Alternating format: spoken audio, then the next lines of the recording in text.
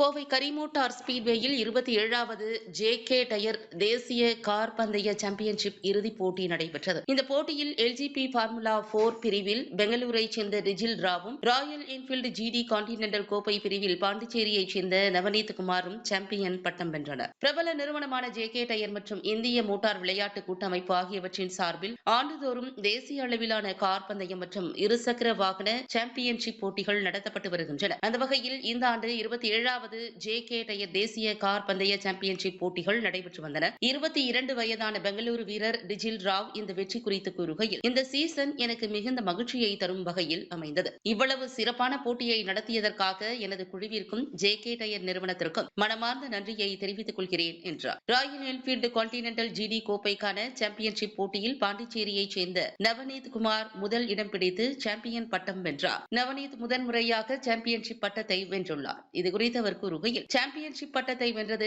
எனக்கு மிகுந்த மகிழ்ச்சி அளிக்கிறது என்றார். நேற்று நடைபெற்ற இறுதிப் போட்டியில் பிரபல ஹிந்தி நடிகர் ஜான் ஆப்ரஹாம், தெலுங்கு நடிகர் நாக சைதன்யா உள்ளிட்ட திரை பிரபலங்கள், மேலும் இந்தியாவின் பல்வேறு பகுதிகளைச் சேர்ந்த மோட்டார் பந்தய வீரர்கள், மோட்டார் பந்தய ஆர்வலர்கள் என ஏராளமானோர் பங்கேற்றனர்.